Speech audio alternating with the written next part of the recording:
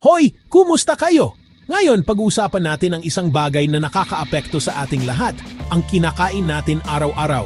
Minsan, ang mga pagkain gusto natin ay nakakasama pala sa ating katawan at ang ilan sa mga ito ay baka ikagulat ninyo. Tara, alamin natin ang 7 pagkain na mas nakakasama kaysa nakakabuti. Una sa listahan, ang mga processed meat hotdog bacon longganisa. Masarap nga sila, pero punong-puno sila ng preservatives at chemicals na pwedeng magpataas ng tsansa mong magkaroon ng sakit sa puso at maging ng cancer. Subukan ninyong gawing paminsan-minsan lang ang pagkain nito, hindi araw-araw. Pangalawa, mga inuming matatamis, soft drinks, fruit juices. Nagpapataas ito ng blood sugar, nagiging sanhi ng pagtaba at nakakasira ng metabolism.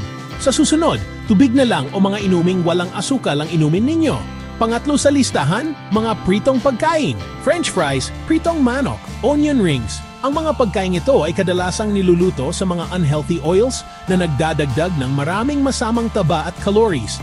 Ang sobrang pagkain nito ay pwedeng magpataas ng cholesterol at maglagay sa panganib ng inyong puso. Pang-apat, puting tinapay pastries. Gawa ang mga ito sa refined flour na tinanggalan na ng fiber at sustansya.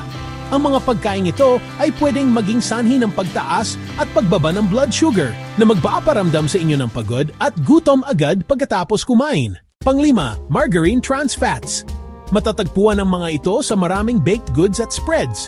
Ang trans fats ay kilalang nagpapataas ng tsansa mong magkaroon ng sakit sa puso, kaya tingnan ang mga label at iwasan ang mga ito hanggat maaari.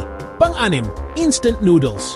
Alam ko, mabilis at masarap sila, pero mataas sila sa sodium at additives at talagang mababa sa sustansya.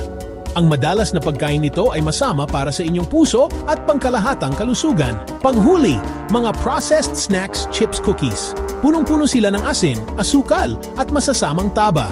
Ang mga ito ay pwedeng maging sanhi ng pagtaba at iba pang problema sa kalusugan kung regular ninyo itong kinakain. Kaya, sa susunod na kukuha kayo ng snack o magluluto ng pagkain, pag-isipan ninyong mabuti kung ano ang talagang pumapasok sa inyong katawan.